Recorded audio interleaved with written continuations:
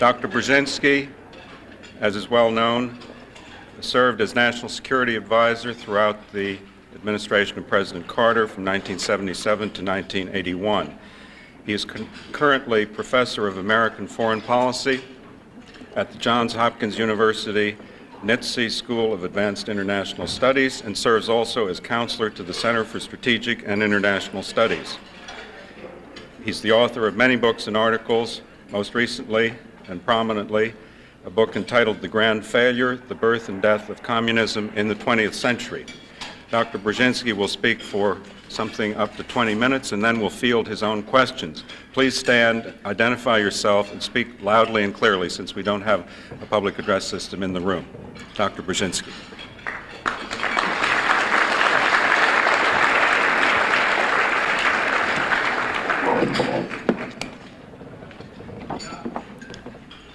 Mr. Chairman, ladies and gentlemen, first of all, let me begin by saying, and in saying it, I'm being quite sincere, that I speak with some sense of diffidence on this complex but also important subject.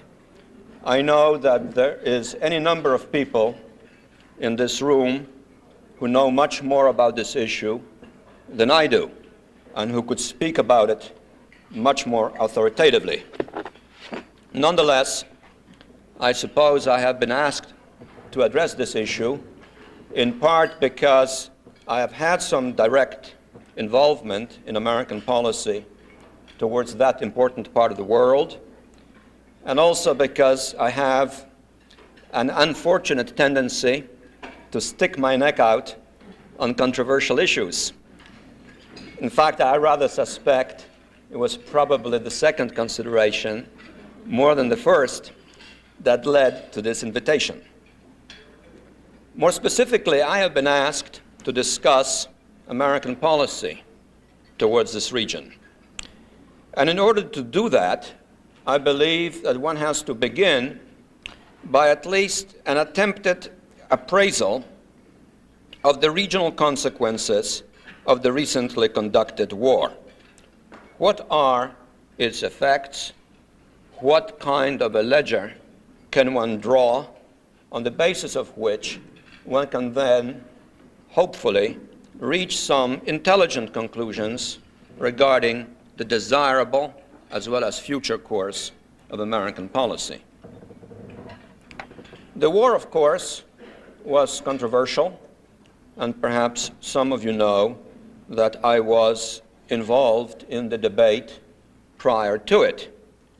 I simply state that as a reminder that my views on the subject, therefore, may be somewhat subjective, and that consideration has to be taken into account.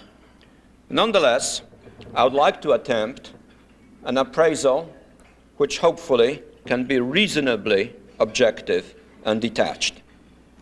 I certainly would be the first to concede, and in fact to stress, that the war established an important principle of regional relevance, namely that unilateral aggression cannot be sustained.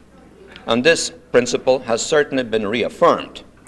As a consequence of that, as a general proposition, one has to assume that the level of regional security has been heightened.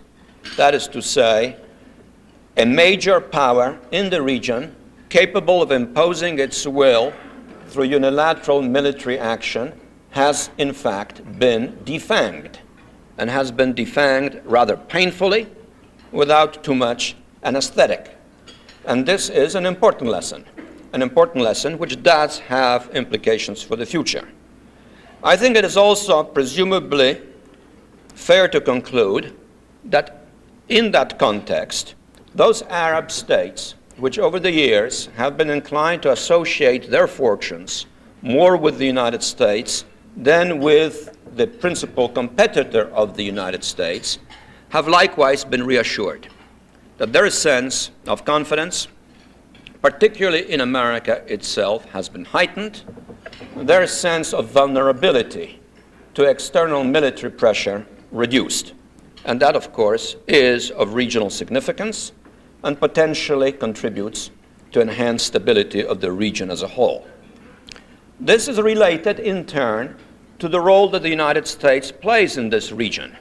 And there's no doubt that as a consequence of the war, America now enjoys an undisputed strategic presence in the Persian Gulf region, in the Middle East as a whole. The rivalry for influence, which has dominated the politics of this region for so many decades, in recent years between the United States and the Soviet Union, but in earlier times, to some extent, between the United States and Great Britain, and earlier still between Britain and France, has to some extent come to an end in a geostrategic sense, and has come to an end in a setting in which American credibility is high both militarily and politically. And it is important to note that because this particularly has significant implications for American policy in the region if America chooses to have a policy for the region. Beyond that, of course, there is the fact, simple but basic fact which needs to be registered, that access to oil has been reaffirmed, that the vital interests of the West were reasserted. And last but not least, as a positive development in the region, one has to note the increased salience of Turkey as a country that, while not oriented towards active participation in the Middle East, and while viewing itself increasingly as a putative member of the European community, nonetheless is prepared to play an important stabilizing role. And that, too, is a factor that contributes to enhanced regional stability. There may be other considerations of a positive nature that flow from the war, but by and large, in my assessment, I would put primary emphasis on the foregoing. But clearly, any assessment also has to ask whether there are any downsides resulting from the war before a conclusive judgment is reached. And it seems to me that several have to be taken into consideration. First of all, the regional balance of power has been disrupted and to all intents and purposes no longer exists. In a regional sense, potentially the most important military power is now Iran, and none of the Arab states in the Gulf are capable of standing up to it on their own, especially with the destruction of Iraq. This, in the longer run, has potentially some negative implications for the stability of the region, given some lingering hostility between the Iranian government and the governments on the other side of the Gulf, not to speak of the very overt hostility of Iran towards the United States. A hostility that still continues, though its intensity in recent times has been moderated and hopefully will continue to decline. Beyond that, as a factor of potential insecurity in the area, is the continued complication arising from the fact that while the war against Iraq was militarily decisive, it was politically inconclusive. And there is a sharp contradiction between these two propositions. The war was one-sided in its military outcome. It was somewhat blurred in its political outcome. And I refer, of course, to the fact that Saddam Hussein is still in power. Given the hostility between him and his Arab neighbors, not to speak of the obvious hostility between him and the United States, this is not a stabilizing factor, but it is now a fact of reality. And that, I think, complicates the picture considerably. The United States has adopted the position that it will maintain sanctions against Iraq as a whole as long as Mr. Saddam Hussein is in power. There is a problem with that posture. It was, after all, the argument of the administration that sanctions would not work in forcing Iraq out of Kuwait. I find it somewhat difficult to understand why, if sanctions would not work to force Iraq out of Kuwait, they'll somehow compel Saddam Hussein to commit political suicide. I find that somewhat uncredible.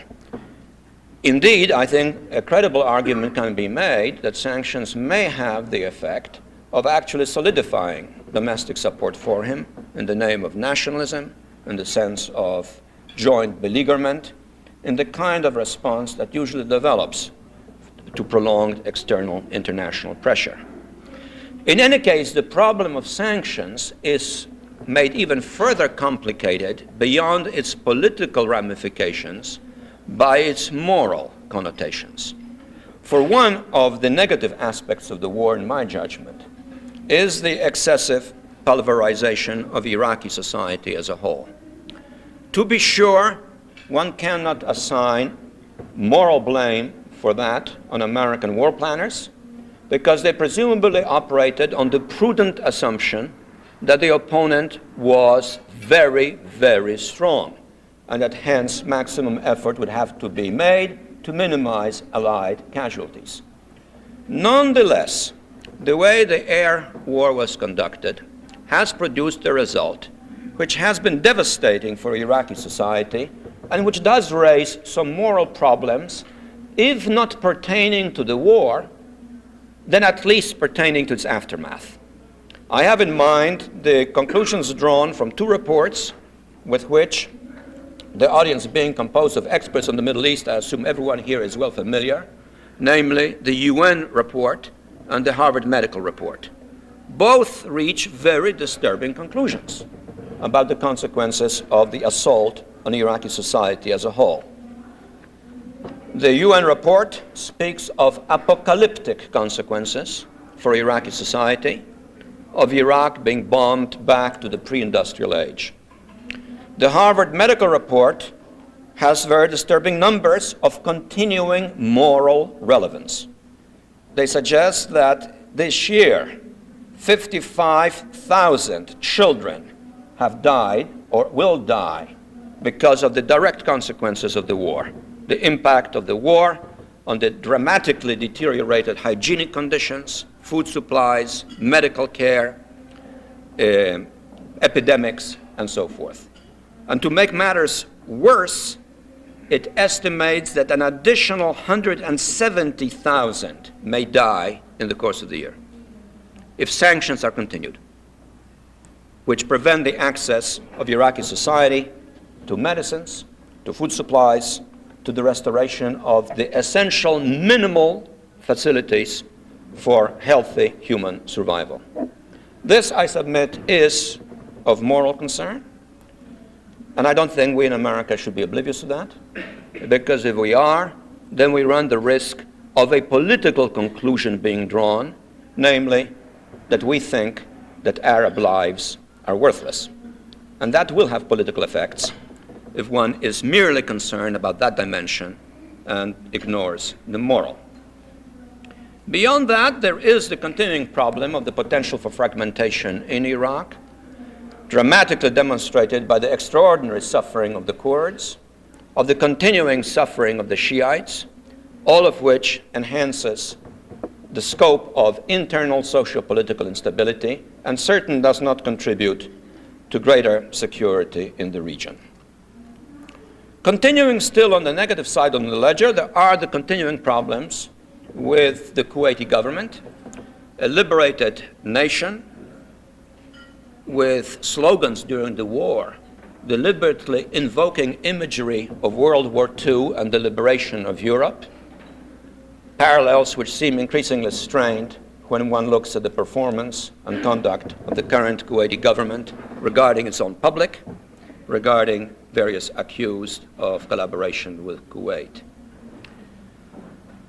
All of that in turn might contribute, though I leave that to the judgment of people much more expert than myself, to some further intensification of Arab fundamentalism.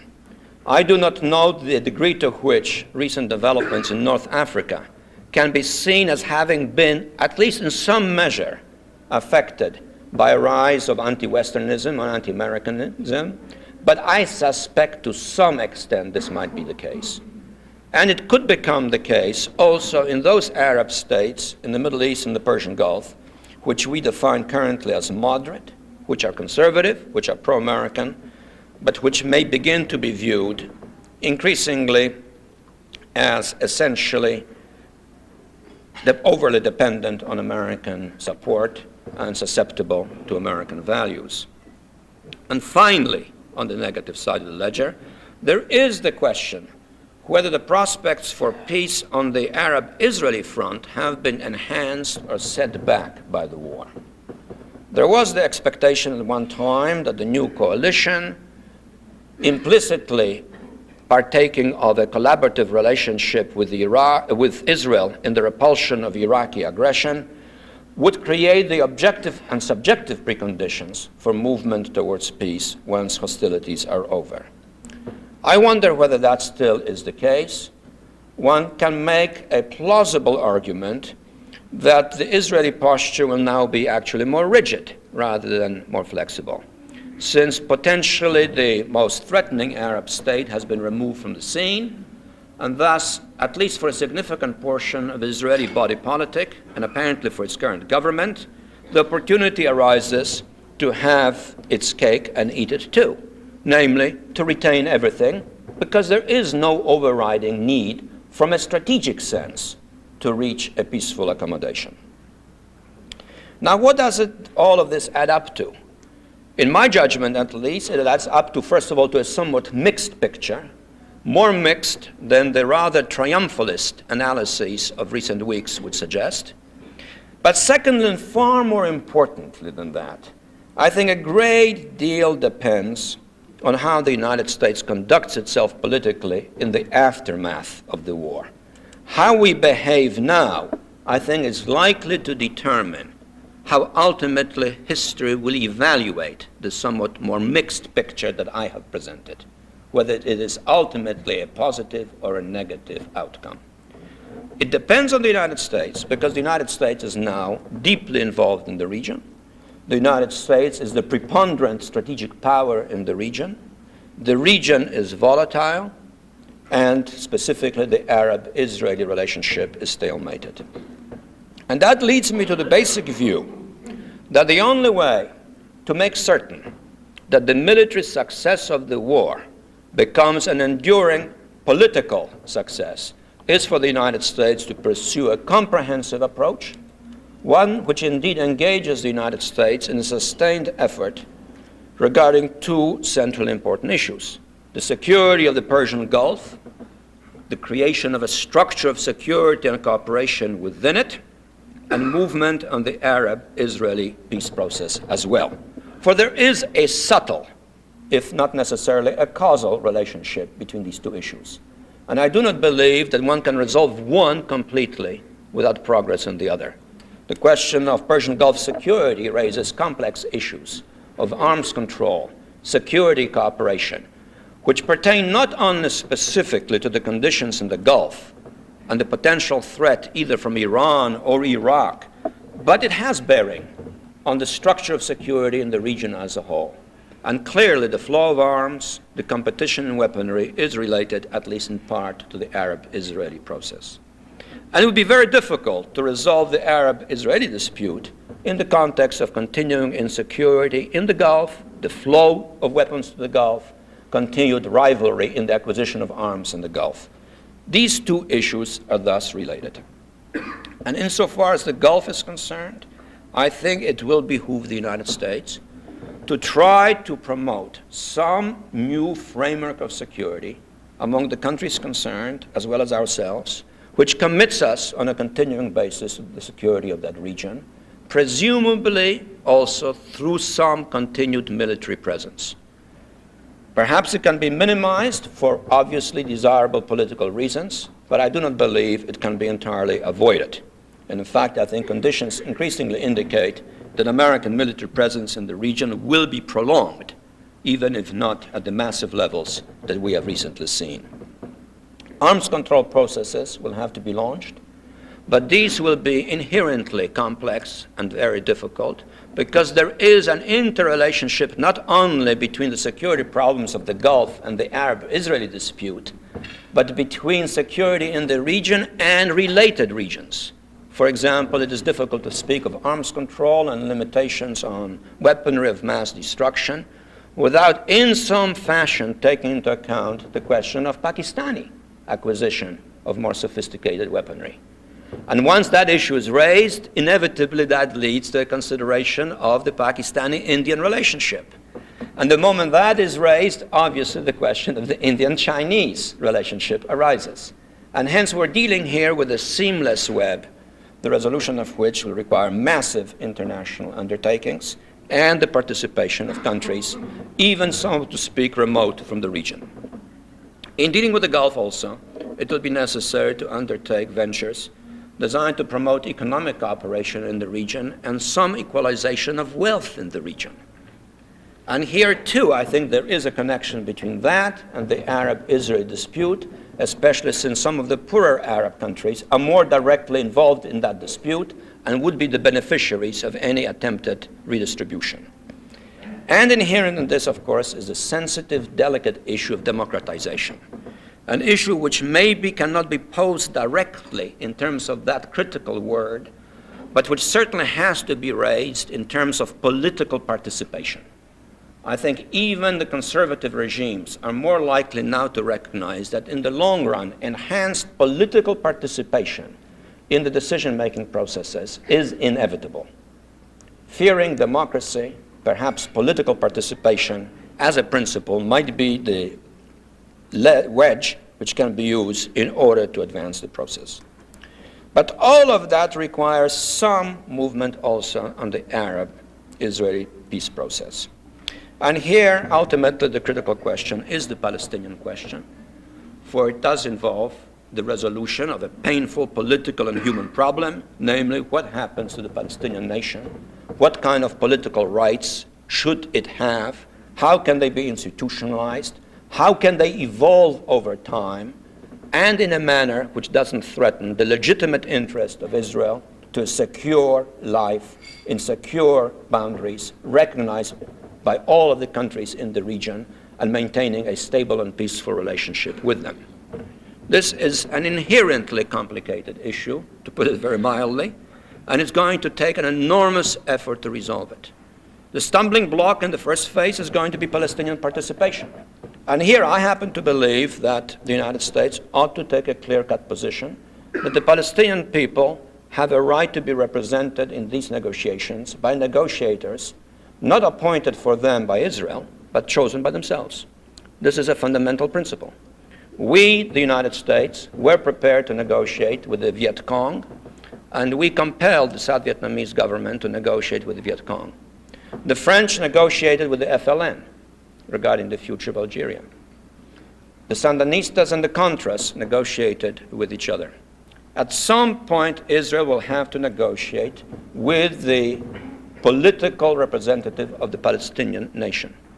And if it is not prepared for its own internal political reasons to countenance the possibility of someday engaging in direct negotiations with PLO, because it has become such a paralyzing issue in Israeli domestic politics, then at the very least, Israel has to be prepared to negotiate with negotiators freely chosen by the Palestinians in free and open electoral process in which the Palestinian people are permitted to participate.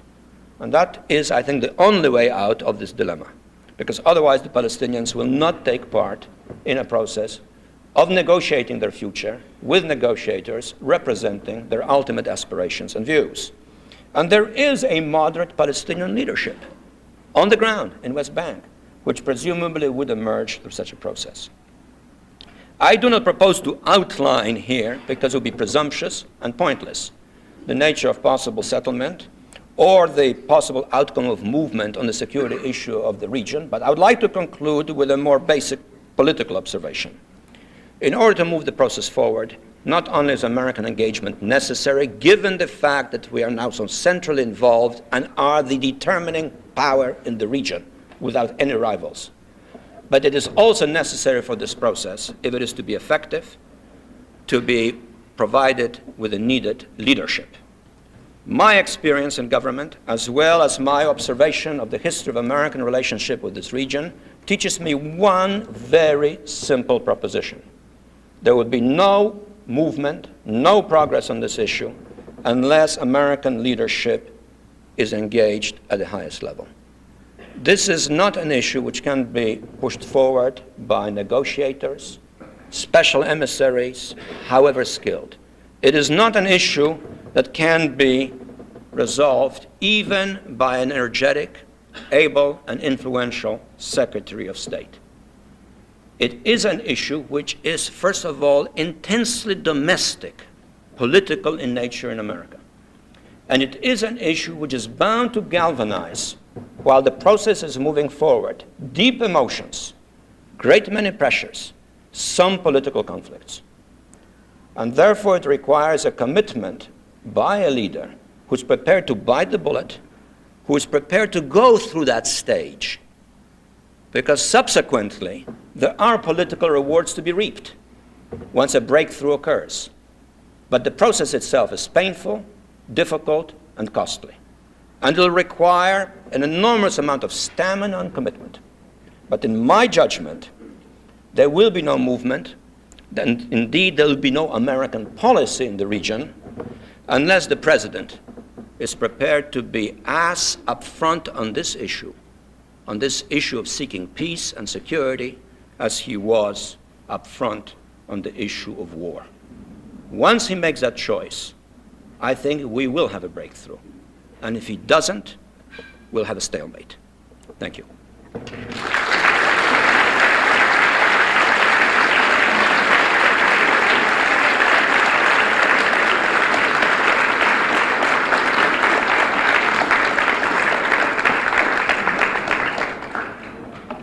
We have a little time for an exchange of views, questions. Yes, please. Thank you very much. 20 years ago at Columbia, we had a discussion on the same issue, and I know your ideas were, in principle, very similar to this. And when you came to the White House, I'm not trying to embarrass you, you were gracious and kind. Why didn't you push, or at least try to implement some of the basic ideas I know very well that you were committed to, at least in academic way? Well, perhaps you have heard of Camp David.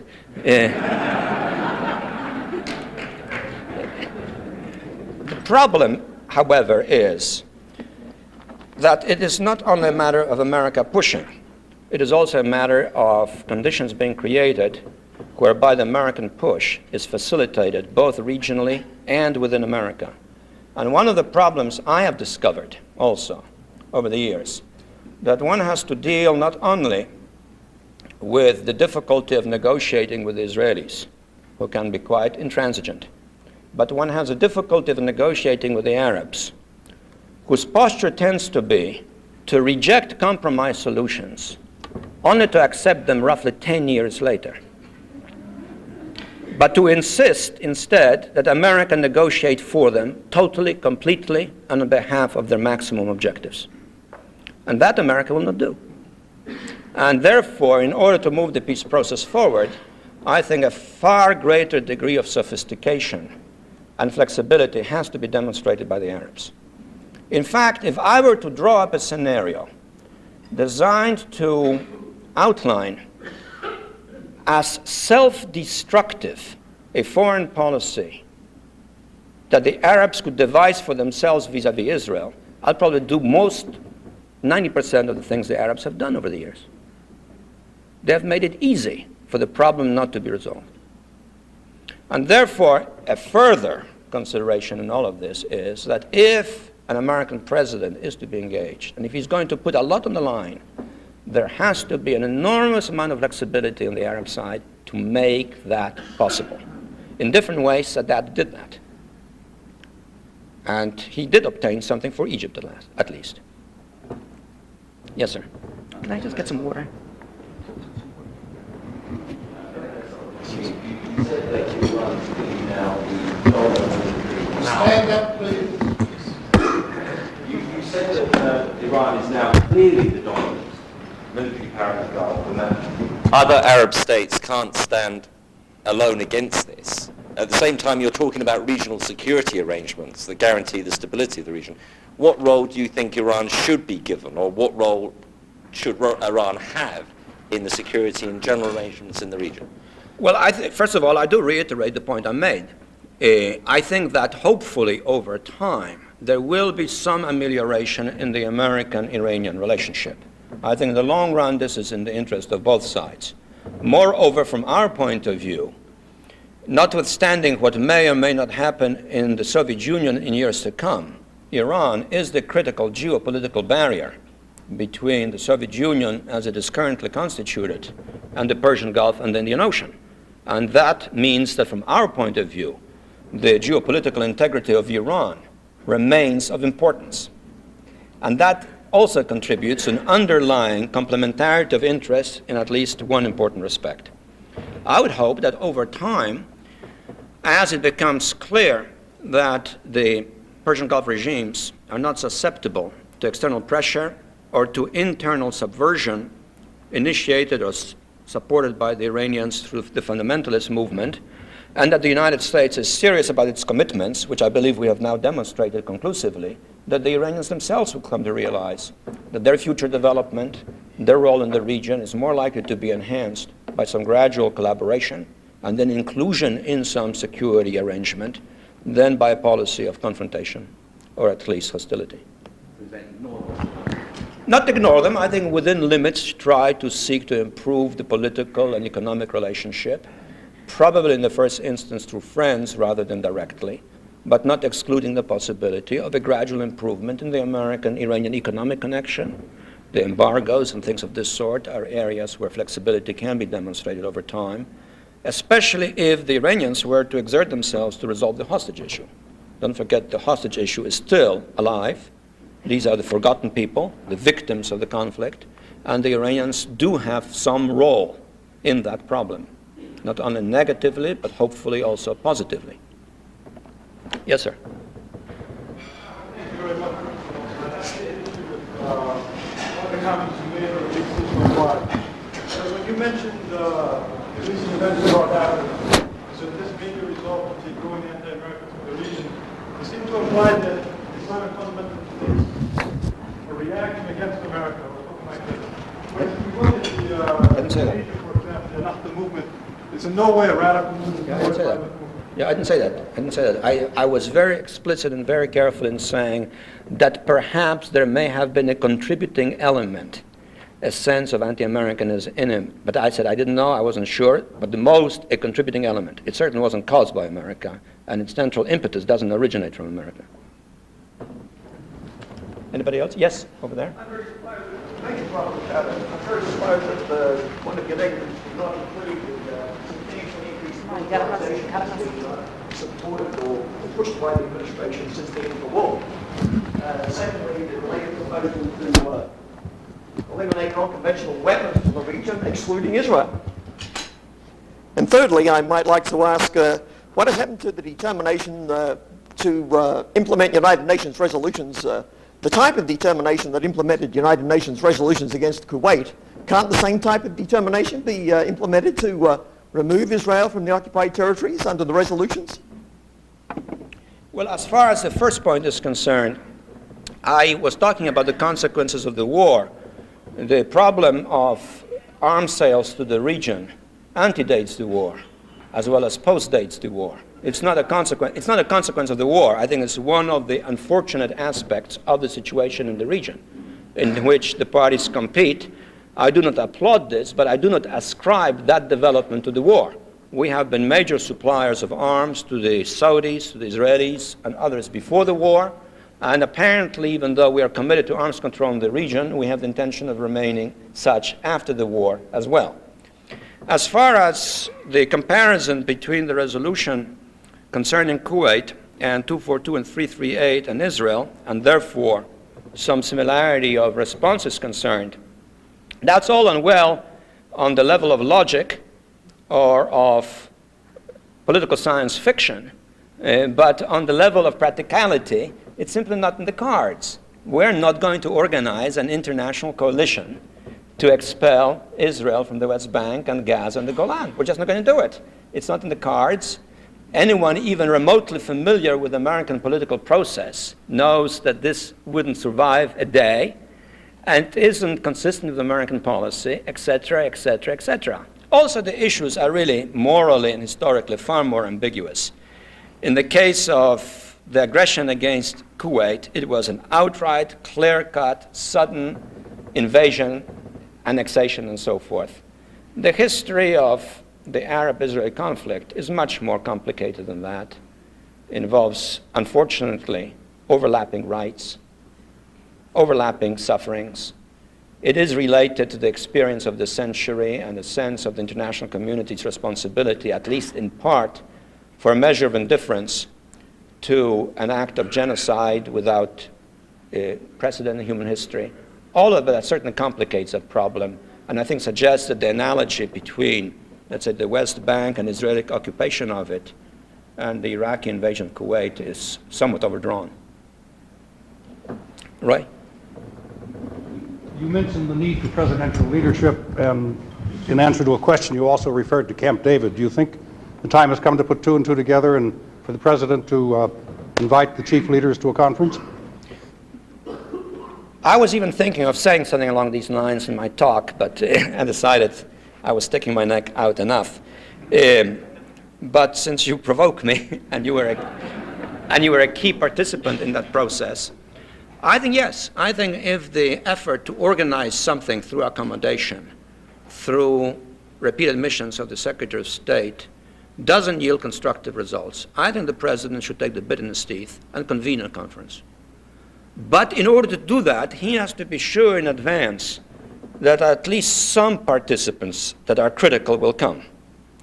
Because you couldn't have a worse outcome than if he proposed a conference and then Shamir kicks him in the teeth and Assad kicks him in the teeth. Because then he would really look very bad. But if he has reason to believe that at least he will be assured of a positive response from one or another side, then the fact of such initiative and in such a context would put enormous pressure on the recalcitrant party, on the intransigent party. And I think would therefore have some probability of success given the very special standing the United States has. Moreover, a rejection of the presidential invitation in that context, I think, would play very badly in American public opinion. And if one looks at American public opinion polls, there is an inclination, very marked inclination, for the public to feel that we have spent too much money in the Middle East, we're giving too much money to the parties concerned, Israel included, that there should be a drawdown, and that there should be more assertive pursuit of peace. This emerges with particular clarity from the poll taken by the Chicago Council on Foreign Relations on American public and leadership attitudes in foreign policy. In fact, I think I may have it here, and let me just read to you a few items from it, because I think it is quite suggestive of a mood which the president, if he's determined, could exploit to his advantage. Here we are.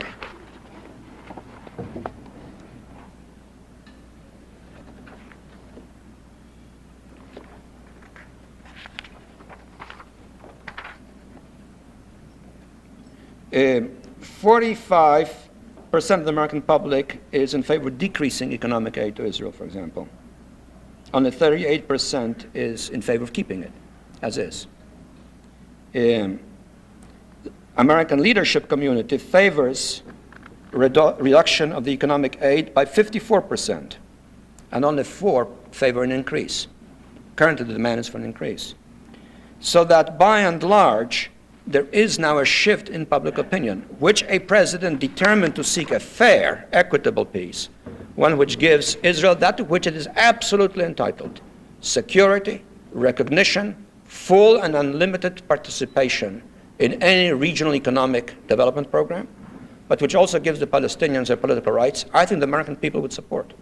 And the president, with the kind of standing he has today, not only domestically but in the region, I think is probably in a better position to do what Carter did, and Carter pulled it off at least halfway, and is in a position comparable to that of Eisenhower in 1956. Last question, then I have to stop. Yes, ma'am. What do you see as the role, if any, of King Hussein of Jordan in this? Well, I think clearly, at some point, a resolution of the Palestinian problem will have to engage Jordan. And one would think that, given the enormous sensitivity on the question of independent statehood for the Palestinians, one might envisage a series of transitional arrangements which would have the effect of pacifying the anxieties of both sides and accommodating all to a relationship of peace and collaboration, and therefore could involve stages such as autonomy first, then some special status in relationship to Jordan, and then eventually after that perhaps some alternative status if that were the will of the Palestinian people. And in the implementation of any such scheme, clearly King Hussein and Jordan would be very important. Thank you very much.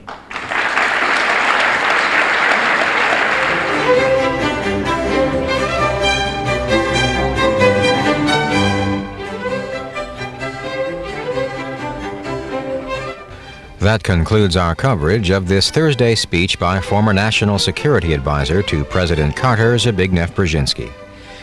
Now here is a program reminder to be with us Sunday evening for Book Notes. This week we're talking with former Washington State Governor Dixie Lee Ray.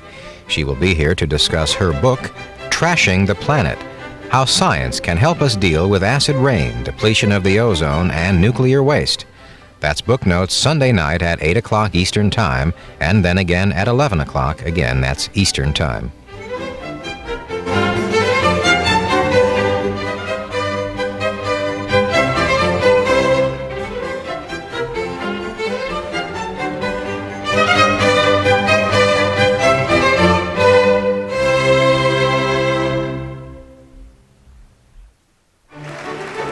Go behind the scenes of the events and issues you follow on C-SPAN with the C-SPAN